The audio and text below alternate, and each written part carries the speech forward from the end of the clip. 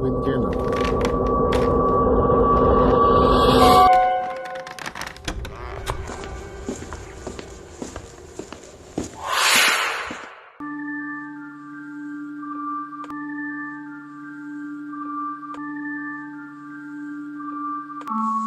Emma used to be my best friend. I sat next to Emma in Mrs. Moyer's class. That's how we first met. After a while, we did everything together. At recess, we would colour in my colouring books and race to see who was the fastest. I always was, of course, and even shared my cookies with her at lunchtime, something I would never ever do with anyone else. We even acted like each other, at least most of the time. Sometimes Emma didn't eat her magic red Skittles and she would get angry and yell a lot. One day, Emma came to class and she had the prettiest mittens in the whole wide world. They were all pink with white polka dots and a little bow on the top of the wrists. Emma showed them for show and tell and didn't take them off all day, not even to colour. It was that day that she showed me her magic Skittles and she told me that she didn't need them anymore. She explained to me that they tasted yucky anyway, and she threw them away every day after that. I didn't get why she didn't like Skittles anymore. I mean, I always did. But that was Emma. It was after the day she started wearing those mittens that we stopped being best friends. Emma started being mean, and we stopped colouring together, and we didn't race, and she told me that my cookies were all dirty. Now, I know my cookies weren't dirty. My mummy put them in little bags for me and she always washed her hands.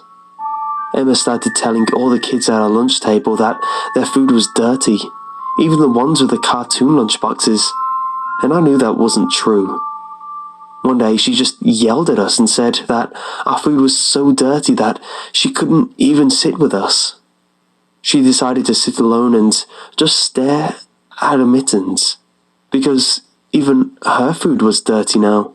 I think mittens make people really sick, because Emma never took hers off, and she got all white and little.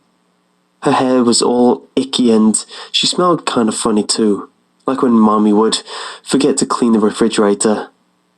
She decided to sit by herself in class, and all she did was fiddle with her mitten hands in the little cubby under her desk and sharpen pencils a lot. She wouldn't do her worksheets or answer Mrs. Moyer, or even go to recess. She spent recess in the bathroom now. It had been a long time since I talked to Emma, and she looked even sicker and whiter, and her skin and hair got all ugly, and she got really, really small. Even her mittens had funny-looking stains on them, and she loved those mittens more than anything.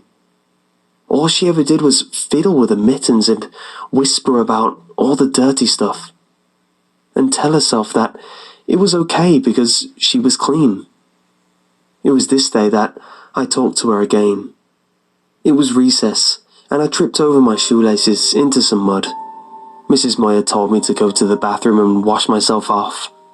I walked in and saw the back of Emma, who was all turned around. I said hi to her and went to get some paper towels from the dispenser, and I saw that Emma's mittens were on the sink. "Want to play a secret game?" Emma asked me, still looking at the wall with her hands up at her face, like she was counting for hide-and-go-seek.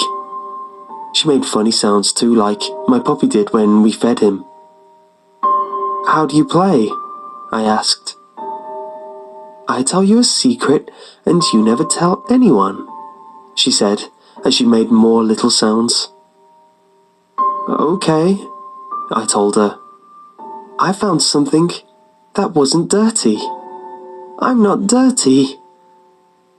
She turned around. I screamed, and I ran real fast like when Emma would race with me. I realized that she never sharpened her pencils under her desk. She had a broken sharpener in one hand, the one where the plastic was torn off. Parts of Emma's hands were missing and torn up and shaved off and bitten. Other parts were black with yellowish stuff coming out. She had pieces, little pieces stuck to her lips and her teeth. I ran and I ran and I cried to Mrs. Moyer's hip. I didn't want to play the secret game. I told her that Emma's mittens were eating her.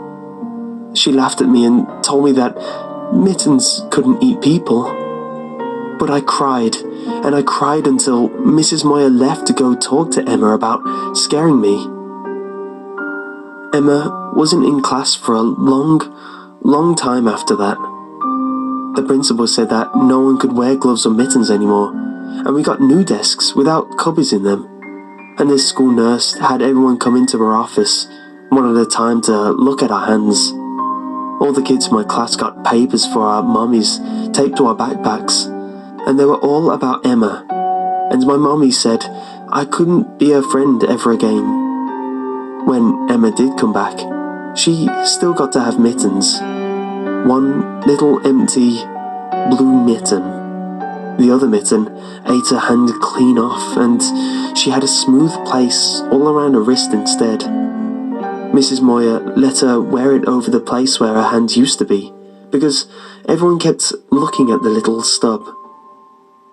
Emma didn't talk to anyone, and she didn't colour, and sometimes I watched her stare blankly out the window, biting the inside of her cheek, and she would whisper to herself that her mouth, it wasn't dirty.